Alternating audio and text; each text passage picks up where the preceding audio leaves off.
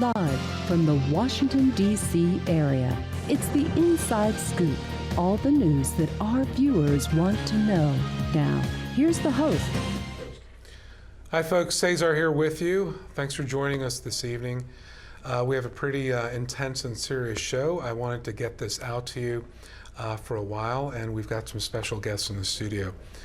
There's an issue in the area, and I admittedly didn't know a lot about it. It's human trafficking. And it's quite frankly a very sad issue that has yet to see the light that it needs to address it, fix it, and prevent it from going forward. So with me in the studio, I've got a couple guests, but the first one I want to introduce you to is Kay Duffield. She is the Executive Director for the Northern Virginia Human Trafficking Initiative. Thank you so much for coming on the show. And again, I totally embarrassed that I didn't know the extent of what this problem was like in our area, but it's a huge problem, correct? It is. It's a huge problem, and don't feel bad. I started anti-trafficking work in Chiang Mai, Thailand in 2011. Honestly, when I came back, had no idea that it was happening in my own community, right here in Northern Virginia.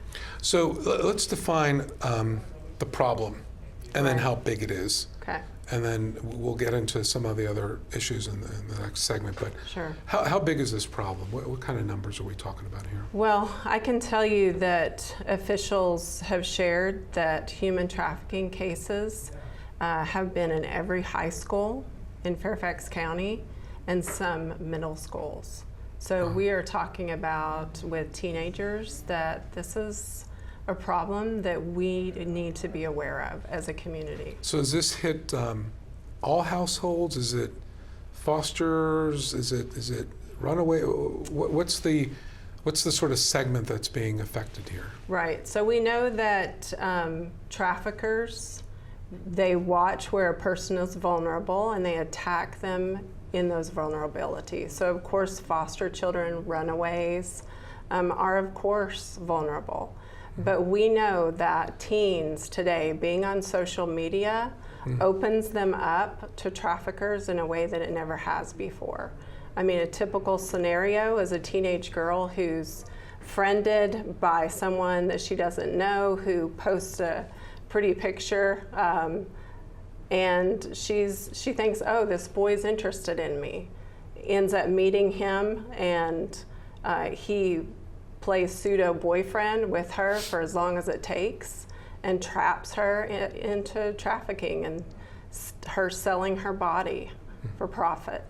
So at what point do these victims lose the support group or contact with people that may be able to help them or are there to help them? And see, that's so important because that's one of the red flags that as parents, as community members, as school teachers, whoever, church members, if that teenager has just even a slightly older boyfriend who's beginning to isolate her away from her friends and family, if she's having phone calls, it's very secretive. They like to brand their victims, so tattoos with names, money symbols, gang signs, things like that are all red flags that we really need to pay attention to. Oh my gosh. I'm overwhelmed with this. It's pretty intense. What are some of the signs that people that have maybe thought about, gee, I may have seen that, or I wasn't sure about that. What can those people look for and then do? What's sort of a call that they can make there? Right, I would say, if it's a professional that maybe works at a hospital or in a doctor's office or something, one big thing is if a patient comes in, they don't have their ID on them. We just had a young lady, she's a US citizen, but her driver's license was taken away from her. Things like that. If they seem very quiet, if they're with a person who's very controlling, won't let them answer questions about themselves, that's a red flag to pay attention to. Because if they have a story that doesn't add up, because what happens is the trafficker tries to give them a different identity. They will be given a different name to use. They will be given a story in which to tell if they're picked up by law enforcement, if they have to go in the emergency room because they've been beaten. They have this false story to tell that many times just doesn't make sense. So we identify, and for the folks back home, we'll put this contact information up here, and I'll ask the folks in the studio to put up the Drop Center contact information. Tell me about that a little bit, and let's talk about where people might be able to go if they currently are or know of. Get some help. Yeah, 2 years ago, we were told by law enforcement that there really wasn't any place locally that was equipped to really assess and provide the needs for these human trafficking victims. And so we have been providing them services for the last 2 years, but we have just, as of October 24th, opened a drop-in center specifically for survivors where they can come. It's a safe place. It's a safe facility. They can come just as they are. We won't judge them. And then we'll do a full assessment of needs. What is it they need? We have clothing we can give them, food, but then also get them set up for medical care. Many of them need medical care right away. And dental care, therapy, long-term services is what we're about. And then we have fun classes. We have a survivor that's interested in playing the guitar, and so for the first time, she's going to be able to take guitar lessons. So this is the nonprofit Yes, organization, correct? Exactly. So you need resources, you need funds, you need volunteers, and all of the above, right? All of the above. We function mostly on volunteers, and so if anyone wants to come and volunteer in our drop-in center to work with survivors, they will have to go through a background check, of course. We work with victims of crime, but we need volunteers. We need people to teach classes to our survivors. If there's something that they would enjoy teaching, skill set that they would enjoy, just being able to provide at our drop-in center. And then we need all kinds of donations, financial, but then also fill the needs at the drop-in center. What's the website? Oh, I see it there. It was just on there. It's novahti.com. Okay, it's a .com. Yes. And the phone number, folks, put it back up there, studio folks. People can call now or check the website. Yes. And get all the information they need for Absolutely. either referencing someone or sending information or Yes. helping, donating, and volunteering. Absolutely. If somebody wants to volunteer, the first step is to go on our website. There is a web form to fill out. But if there's a survivor out there, a victim that is waiting just for someone to be able to help them, I encourage them to call. We want to help. Anything that they need, we can provide. So these people won't be alone. They won't be left. That's right. And what are some of the things you're working towards next year that are sort of like the priorities? Yeah, so one of the biggest gap actually for survivors is housing, transitional housing. So we can put them in a shelter for 30 to 60 days, and then what? Many of the survivors actually end up going back to the life because the housing problem is too big for them to face alone. And so what we would like to do, our board has decided to move into transitional housing, to provide a survivor housing community in which we can help provide them with a small house, but also be there nearby to help them learn how to manage the house. And many of them have children, and so they'll be able to be reunited with the children. Are you working with the local municipalities like the county or the state? Absolutely. We have to, because it's going to take all of us. This is a tremendous problem, and these victims go through so much trauma that this is a long journey they have ahead of them.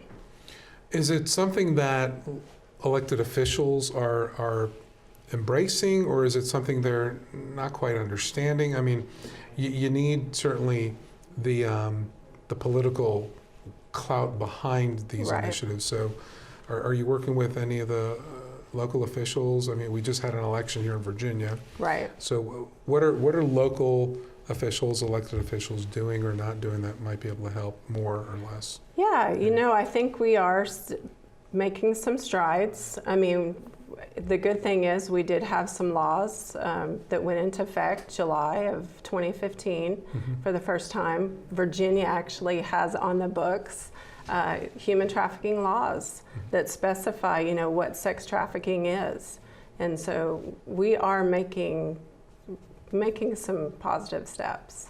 Anything you'd like to see initiated or improved upon from a legal perspective? Well, sex trafficking, I think that we've come a long way. I still think that we need to do that for the labor trafficking victims as well. What's the punishment for people that are caught convicted? What's the typical? That typically depends on whether they are prosecuted locally or federally. I know that one case that we had, the minor was trafficked from 14 to 16, and her trafficker was sent away for 35 years. So, Not long enough. yeah. In terms of, I just know from a resource perspective, how are you reaching people? How are you sort of targeting or how are you sending out the message what's needed? Because I know there's probably a lot of people that, like myself, want to help but just don't know about this. Right, and thankfully to your show, this will help. I mean, we try to have awareness events, so I encourage people to reach out to their church, if they're part of a community organization, Rotary Club, Lions Club, different things like that. Awareness events are important, and so we like to try to do that just to spread the word, but also get volunteers and donations as well. Okay, and again, just there's no standard profile on this, but statistically, you know, where are these events happening, and you know, who's the perpetrator in most cases? Who's the perpetrator as far as the trafficker? Yeah. Yeah, so I mean, we're mostly obviously seeing men as traffickers. I would say we've seen trafficking taking place in every part of Northern Virginia.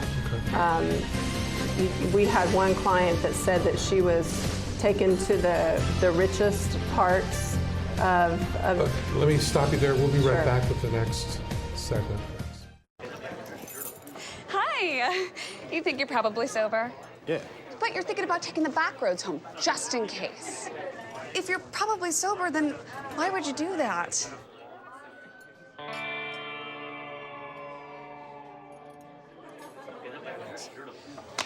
Good choice. Probably okay isn't okay. If you see a warning sign, stop and call a cab, a car, or a friend. That's a full glass of wine. I'll be chatting you later. Hey, Gabby, how you doing? How's the play date and sleepover? Dad, it was great. Awesome. Okay, I'm on my way. Hey, guys, what are you doing? We're going swimming! We're going biking! Yeah! I'll see you in a little bit, guys. I love you. Hi, babe. How was school today? Hi, Dad. It was great. Okay, honey. I'll be home soon. Remember, you're never too far away from your kids to be a dad.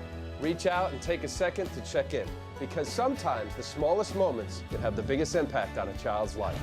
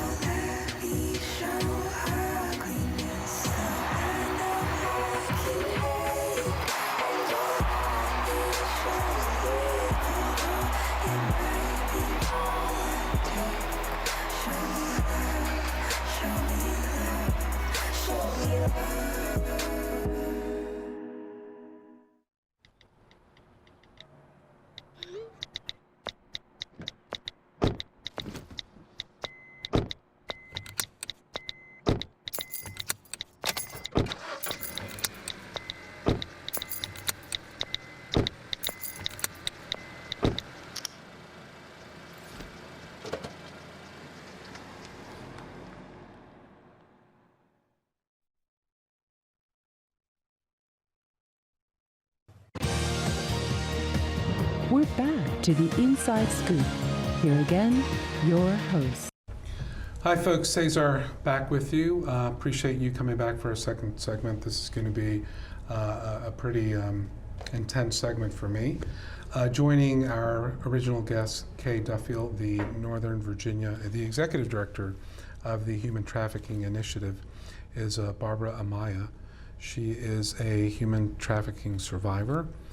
She's agreed to come on the show and talk to us about her story.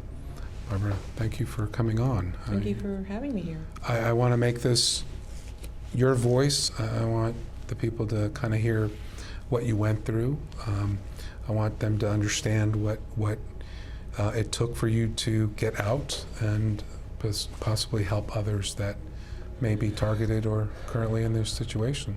Okay. I was originally from Fairfax, Virginia. And I always like to share that with people because I think often people believe that there's some stereotypical image of a victim of human trafficking. Yeah. And there really isn't. You know, human trafficking is about supply and demand, right? And it's about vulnerabilities being preyed upon. So I was 12 years old when I left my Virginia home. And I always repeat that. I was barely 12 years old. My birthday was July 10th, so I barely was 12. I ran away from my home. And you know, I was already vulnerable because I was a child. Then I was even more vulnerable because I ran away from home. That's what traffickers look for, vulnerabilities. Whether it's a 12-year-old runaway who's sex trafficked, or it's a 35-year-old man who's starving and he wants to feed his family, and he gets trafficked for labor purposes. It's all about vulnerabilities being preyed upon.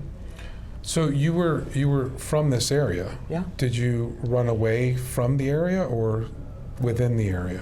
I ran away to Washington, D.C. Okay. And I ran away many times the first few months. And I ran away from my home because I was being abused and I was experiencing things that no child ever should. But you know, I hesitate to share that because I don't want people to think it's only because, you know, only victims of abuse get trafficked. That's not true. You know, like I just said, it's about vulnerabilities being preyed upon. But for me, in my case, it was because of that, and I ran away. And I'd go to nearby DC, and eventually I came under the control of traffickers who, I say I was a walking target. You know, I was already kind of so needy because I wanted someone to listen to me. I'd experienced this trauma in my home. I was, you know, so young, and I really just wanted, you know, love, attention, all the things that every child needs. And traffickers have figured out how to act like they're supplying that. They're not, obviously, in a criminal way, right? There's hundreds of thousands of latchkey children walking to school alone, coming home alone, and they could be preyed upon right in their own home on the internet, right? The people that originally came in contact with me sold me to a trafficker from New York City, and I saw the money exchanging hands. I knew exactly what happened when it happened, you know. And he drove me up to New York, and everything just got worse. And I ended up being trafficked for over a decade in the streets of New York, from the age of 12 to 21 or 22. Whenever I say that, I speak across the country today. Whenever I say that I was trafficked for over a decade, people often ask, how's that possible? Why don't you just leave? Why don't they, the victims, just leave? I don't understand that. There were no metal chains in place, were there? No, there weren't, but there were mental chains in place, right? Traffickers are master, I don't want to give them positive attributes, but they're master manipulators and exploiters. And they know how to turn a human being into a commodity, right? And so he began to put that in place, that trauma bond, Stockholm syndrome thing in place the first minute I met him. You know? What would you say to potentially parents or friends or cousins or someone to look for the signs, you know, that maybe are most prevalent? I wish that there was, you know, really clear, like, you know, there's no red letter T on the forehead of victims, trafficking victim. And some of these signs overlap each other in other forms of trauma, right? But I think especially if a parent sees their child becoming more and more isolated, You know, there are victims today that are being trafficked, and they're still living at home. Yeah. Wow. Incredibly. Really? So, you know, if you think something's wrong, it probably is. If your child's exhibiting behavior that's, you know, I know all teenagers want to kind of push the limits, but, you know, maybe this child is acting out in ways that they never did before. Perhaps they have tech devices they never had. There's money around that they never, you know, they're being isolated. They're, you know, if a young girl has a friend and she notices her friend talking about this person that's trying to make her do these things that she really feels aren't right, like have sex with men that she doesn't know or whatever, you know, then that's not, that's something's wrong, and somebody needs to tell a school counselor. Nobody's going to walk into, a victim's not going to walk into a police station and say, hi, I'm a victim of human trafficking. It doesn't work like that. But if someone, whether it's a parent or a friend or a school counselor, feels like something is wrong, then it probably is wrong. Something probably is. And it takes so much time. You asked me originally, like, how did I get out of that life? It was over a decade, and it took me, by the time I left New York, I was heavily addicted to heroin, 5'9", 99 pounds. And I walked into a drug, like, rehab clinic place, and the counselor, well, no, I take that back. The intake person there, all she was supposed to do was intake, like name, address. She went above and beyond her scope of work. For whatever reason, she treated me like a human being. She looked me in the face, and she gave me eye contact. And I felt like I mattered, like I wasn't just a client to her. And I felt like I really mattered, and she talked to me like a person, like a human being, and she sent me on job interviews, and she got me out of New York. It was because of her taking time. And I know nobody has time today to do anything, you know. But if somebody wants to help someone, a service provider, a counselor, you know, a social worker, a law enforcement officer, an emergency room person, they have to take time.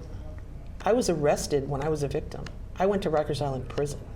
I was arrested many times, and the police just went, quick, name, address. I'm not blaming anybody for anything. I'm just saying if they would have maybe took time, you know. It's so important to take time and take a second look. What was it that caused you to walk into that treatment center, though? I mean, at some point, you somehow felt empowered enough. So what was it, looking back, that made you open and accepting of help as well? Well, like I said, I was heavily addicted to heroin, and the trafficker was beating me with wire coat hangers, and the heroin was beating me for, you know, money, and I was probably going to be dead soon.